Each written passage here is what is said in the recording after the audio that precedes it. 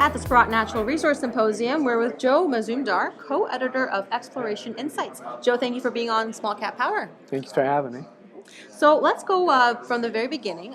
Your career, who you are for our audience here today. Well, I'm originally a geologist, 10 years experience in the field, mostly Australia and South America, a little bit in Canada. Then I did a mineral economics degree and worked more in finance as a market analyst and a trader. Right.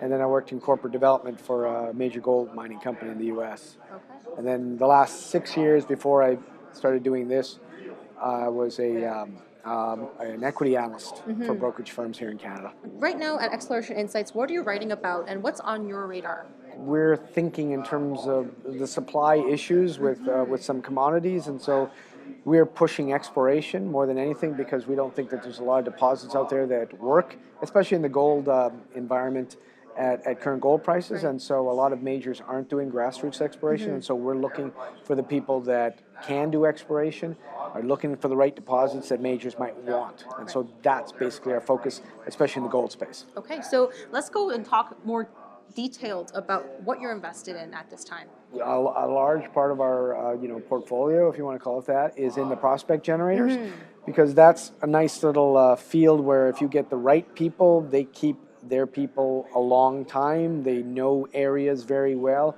And what we found with the majors, as they've cut exploration, especially grassroots, they've gotten rid of a lot of people and they don't have that expertise right now. And so what we're finding is the expertise now resides with those kinds of companies, and so those are the companies we seek out. Right. So, at this conference specifically, we've seen a lot of investors with a contrarian view.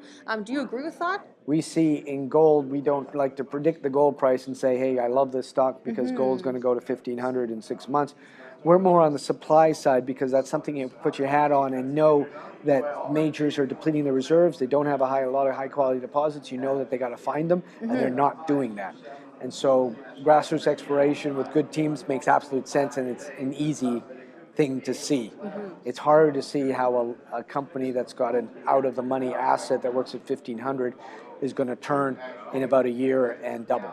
Right. Now, for junior mining companies, currently, what is the state generally for all these company names? Well, what we've seen, not everybody's getting financing, but we've seen people getting funding, but which is good is that they're not getting ridiculous amount of money, but they are getting funded. And what we're seeing is that people that have seen success with drilling are getting rewarded. And that's sort of saying to me that the market is listening, and we've seen some nice intersections come from companies and they're going up.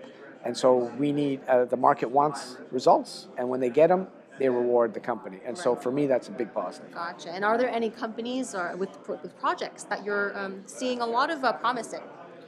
Well, one that I mentioned just now during our talk, it's an ASX-listed company. It's one that I just visited in Guyana called Alicanto Minerals. It's AQI on the ASX.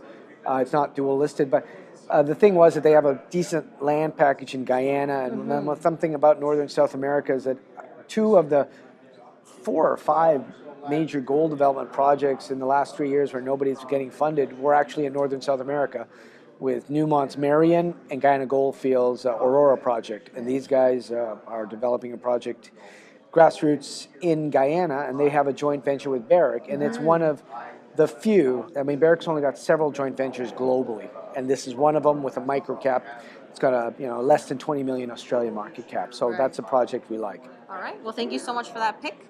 Jen, closing off, is there anything that's notable coming up as we head into August and September this year? Like, we did buy some leverage plays, so we've done that at Christmas, where we thought, okay, the returns from December to pre-PDAC are pretty good on the equity side, so we bought a basket of stocks at Christmas, and we made between 70 to 90% of that pre-PDAC, and we sold them. Right. We're trying to do the same thing into the summer doldrums, and to potentially sell into the Colorado gold shows. So you can make money not only on the alpha plays with the exploration that we're talking about, that requires a lot of due diligence, but also there are wins to be made on the beta side, looking at gold price and seeing who's got the leverage to the gold price. And so we do play those as well. Gotcha. But they're very short-term trades. Right. Well, Joe, thank you for your expertise today. Okay, thank you. To learn more from Joe and Brent Cook at Exploration Insights, you can go to explorationinsights.com. I'm Rachel Lee for Small Cap Power.